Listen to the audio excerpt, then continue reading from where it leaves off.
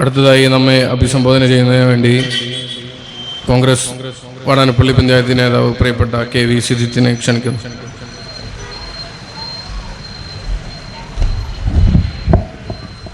പ്രിയമുള്ളവരെ, ഇന്ത്യയിൽ RSSന്റെ ഹിന്ദു വർഗീയവാദ അജണ്ടകൾ മുന്നോട്ട് വെച്ചിട്ടുള്ള ഒട്ടേറെ പ്രശ്നങ്ങളുടെ അവസാന കണ്ണിയാണ്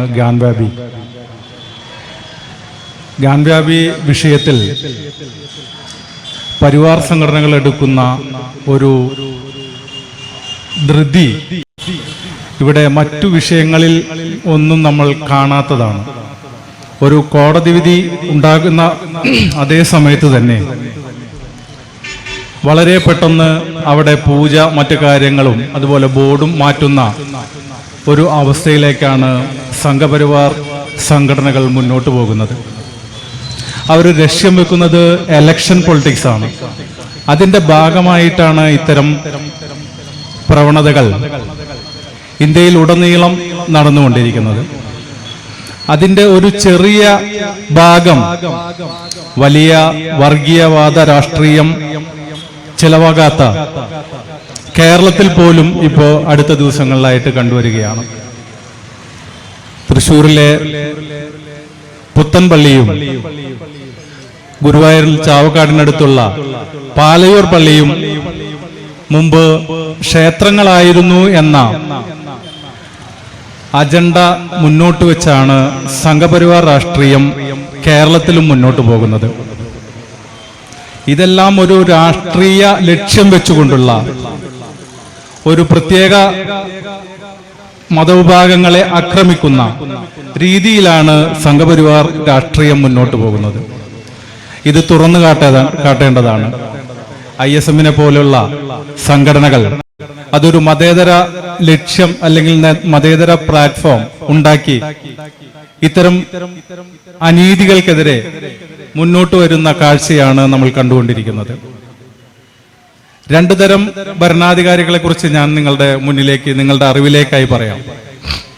അവരുടെ ഭരണാധികാരികളുടെ സംസ്കാരം ആണ് അതിനെ കാണിക്കുന്നതെന്നാണ് എനിക്ക് തോന്നിയിട്ടുള്ളത്.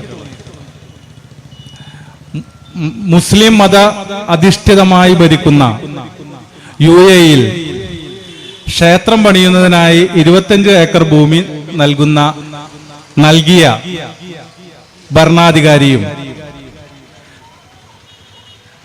നമ്മുടെ ഇന്ത്യയിൽ പഴയ കാലങ്ങൾ തൊട്ട് ഇവിടെ നിലനിൽക്കുന്ന പള്ളികളുടെ അടിവാരം മാന്തി താഴേക്ക് പോയി അവിടെ ഏതെങ്കിലും ശിവലിംഗമോ മറ്റ് ലിംഗങ്ങളോ ഉണ്ട് എന്നുള്ളത് തപ്പിയെടുക്കുന്ന ഒരു രാഷ്ട്രീയമാണ് ഇന്ത്യയിൽ ഇപ്പോൾ മുന്നോട്ട് വന്നുകൊണ്ടിരിക്കുന്നത്.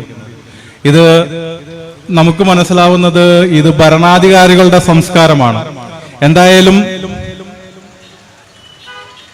RSS അജണ്ട നടപ്പിലാക്കുന്ന ഈ ഗവൺമെന്റുകൾ ഭരിക്കുന്നതിനു മുമ്പ് കോൺഗ്രസ് ഭരണകാലത്ത് ഇത്തരം ഒരു കാര്യങ്ങൾക്കും ഇന്ത്യയിൽ